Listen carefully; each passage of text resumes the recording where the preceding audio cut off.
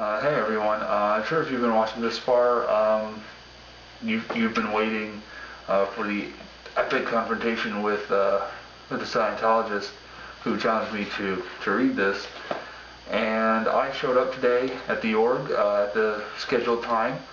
She showed up about 15 minutes later, asked me if I liked the book. I said, I have some problems with it. Would you like to talk about it now?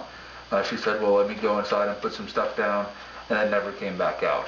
So I am officially dubbing this method wasting time tech, a new handling technique whereby they fucking waste our time with bullshit. Anyway, I figure I'll just make this sort of the last review. At some point, we're going to have the confrontation, because it has to happen. So I'm going to be bringing this book with me to every raid until somebody, preferably her, but somebody talks with me about Pure from the org. You'll notice that the sticky, well, maybe you won't notice, the sticky count didn't change. I did buy some more after I ran out, but the part one ends right after the niacin chapter, and then it goes into part two about application of the purification rundown.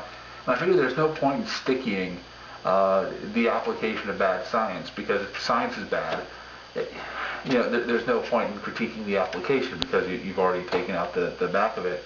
The end of the book is the book is 257 pages, and they have 50 pages dedicated to listing Scientology centers and L. Ron Hubbard's bogus bio, a glossary of terms.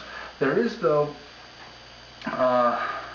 an Appendix A at the back where they just have these, testimony after testimony, where, of course, people highly recommend the process, and it just goes on and on for a while. They term it an examination of purification program results. And anybody would reasonably expect, hey, here's our data, here's the research that backs any of this up. No, it's just these testimonials, and they run on for like 30 pages with almost virtually no support. At the very end, this is the closest they have to any kind of scientific, pseudo-scientific, whatever measure, regarding some firefighters who were exposed to dangerous chemicals after a fire in a transformer. However, unlike most scientific methods, there's no control, there's no basis, so there's no way to compare the pure method to normal detoxification methods. And so again, it's bogus. It's hey, I claim to have this great thing, but I'm not going to support it. So really, this whole book, reading it, it's screaming at it, tits or GTFO, tits or GTFO. And he never provides tits, which thank God, because I'm sure he had an ugly pair of man boobs. I don't want to see them. In before Photoshop. I truly and honestly don't want to see L. Ron Hubbard man boobs. Just no. And of course the niacin chapter, which is the one that I left off on when I ran out of stickies in my last video. Again, he's prescribing 5 grams of niacin a day practically, and it's just like, it's ridiculous.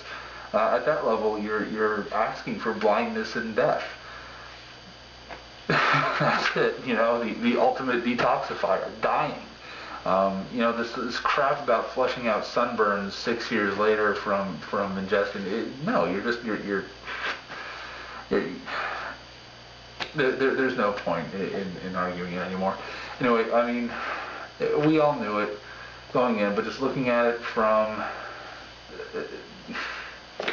I get, okay, maybe I'm not the most unbiased reviewer of this one, but I was hoping to be shown something. I don't know, because with most lies and half-truths, there's an element of truth, and I guess there are elements, because I do have a couple of blue stickies. Okay, here's what I'll do. I'll read some of these blue stickies, because like I said in the second video, I didn't find anything profound. I was just agreeing with some stupid things, like he talks about radon gas, which is true.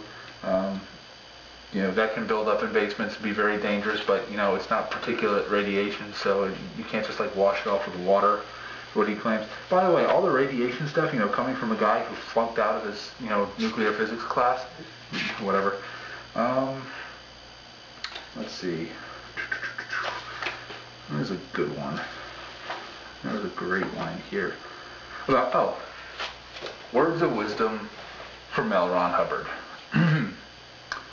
Also, one must guard against falling asleep in the sauna, as overheating or salt or potassium depletion could occur while one was asleep. I can honestly say I agree with L. Ron Hubbard. Falling asleep in a sauna is a really bad idea. Don't do it. Bad idea. Let's see. So there's another nugget of wisdom in here.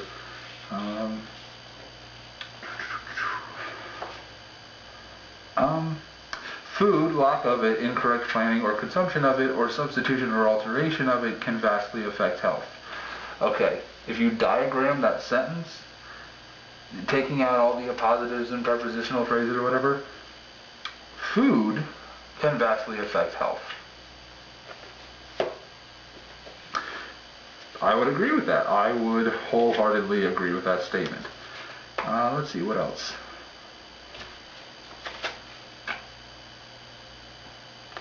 That's really kind of it. That's about it. This book is bullshit. The Purification Rundown is bullshit.